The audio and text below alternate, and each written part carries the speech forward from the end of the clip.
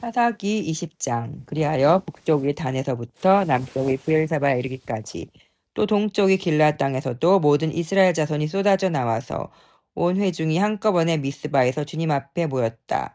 이때 온 백성 곧 이스라엘 온 지파의 지도자들도 하나님의 백성의 총회에 참석하였다.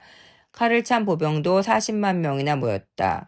베냐민 자손은 모두 이스라엘 자손이 미스바로 올라왔다는 소식을 들었다. 그때 이스라엘 자손이 그 레위 사람에게 물었다. 이런 수치스러운 일이 어떻게 일어났는지 말하여 보시오. 그러자 죽은 여자의 남편인 그 레위 사람이 대답하였다. 나는 첩을 데리고 베냐민 사람의 땅에 있는 기브아로 간 적이 있습니다. 하룻밤을 묵을 셈이었습니다. 그날 밤에 기브아 사람들이 몰려와서 나를 해치려고 내가 묵고 있던 집을 둘러쌌습니다. 그들은 나를 죽이려 하였으나 나 대신에 내 첩을 폭행하여 그가 죽었습니다. 내가 나의 첩의 주검을 토막내어 이스라엘이 유산으로 받은 모든 지역으로 보낸 것은 그들이 이스라엘에서 이처럼 음란하고 수치스러운 일을 하였기 때문입니다.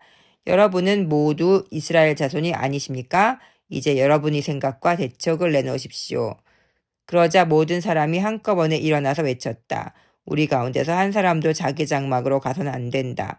아무도 집으로 돌아가서는 안 된다. 이제 기브아 사람들에게 우리가 할 일은 이렇다. 제비를 뽑아 그들을 치자. 이스라엘의 모든 지파에서 100명마다 10명을, 1000명마다 100명을, 10,000명마다 1000명을 뽑아서 그들에게 군인들이 먹을 양식을 마련하게 하고 군인들은 베냐민 땅에 있는 기브아로 가서 기브아 사람이 이스라엘 안에서 저지른 이 모든 수치스러운 일을 벌하게 하자.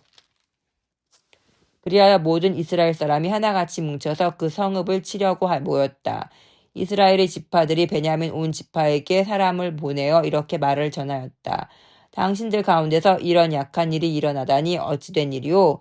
그러니 당신들은 이제 기브아에 있는 그 불량배들을 우리 손에 넘겨서 우리가 그들을 죽여 이스라엘에서 이런 악한 일을 없애게 하시오. 그러나 베냐민 자손은 그들의 친족인 이스라엘 자손의 말을 들으려 하지 않았다. 오히려 베냐민 자손은 이스라엘 자손과 싸우러 나가려고 모든 성읍에서 기브아로 모여들었다.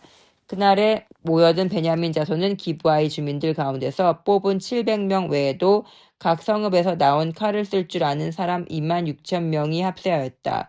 이 모든 사람 가운데서 뽑힌 700명 왼손잡이들을 무린매로 돌을 던져 머리카락도 빗나가지 않고 마치는 사람들이었다.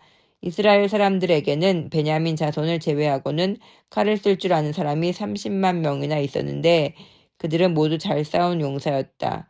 이스라엘 자손이 일어나 베델로 올라가서 하나님께 여쭈었다.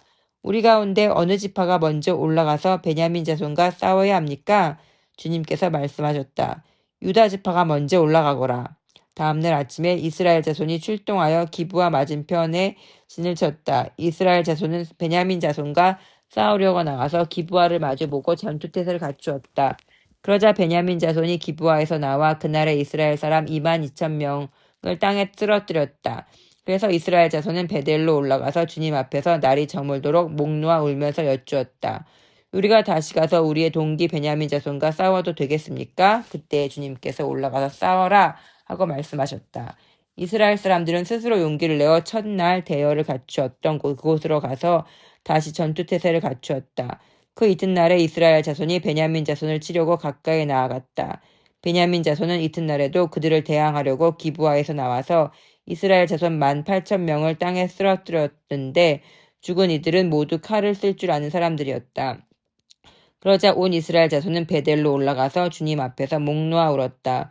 그들은 거기에 앉아서 날이 저물도록 금식하고 주님께 화목제물과 번제를 드리고 주님께 여쭈었다. 그때는 하나님의 언약궤가 베델에 있었고 아론의 손자이며 엘르아살의 아들인 비느하스가 제사장으로 있는 때였다.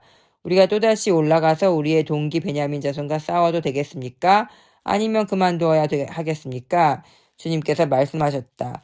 올라가거라. 내일은 틀림없이 내가 그들을 너희 손에 넘겨주겠다. 이스라엘이 기브아 둘레의 군인들을 매복시켰다. 사흘째 되는 날 이스라엘 자손은 베냐민 자손을 치러 올라가서 전과 마찬가지로 기브아 쪽으로 전투태세를 갖추었다. 베냐민 자손도 그들을 대항하려고 나왔으나 꿰매 빠져 성읍에서 멀리 떠나게 되었다.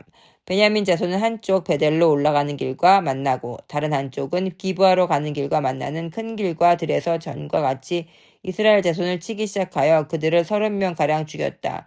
그러자 베냐민 자손은 이스라엘 자손이 처음과 같이 자기들에게 지고 있다고 생각하였다. 그러나 이스라엘 자손은 무리가 도망치는 척하여 그들을 성읍에서 큰 길까지 꿰어내자 하고 말하였다.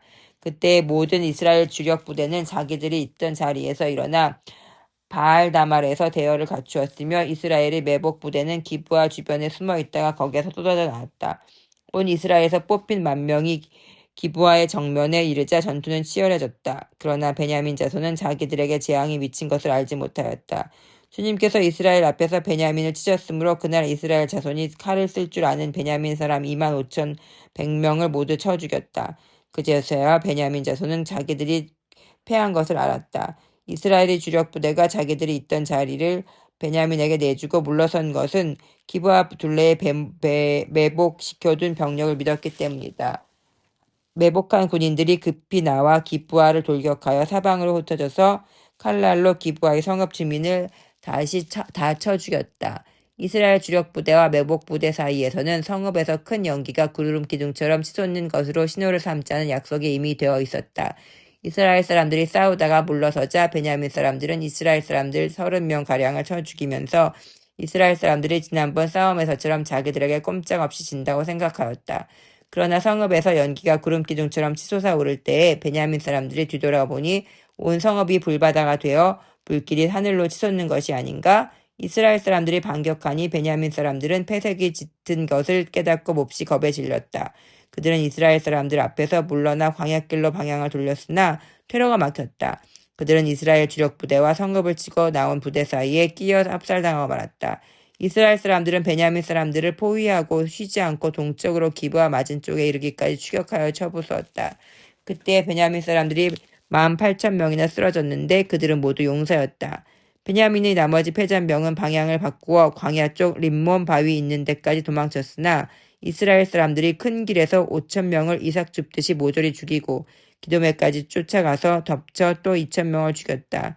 베냐민 사람은 가운데에 칼을 쓸 줄 아는 사람 25,000명이 그날 모두 쓰러졌는데 그들은 모두 용사들이었다. 그러나 600명은 방향을 돌려 광야 쪽 림몬 바위까지 도망쳐서 넉 달을 그 림몬 바위 있는 곳에서 숨어 살았다.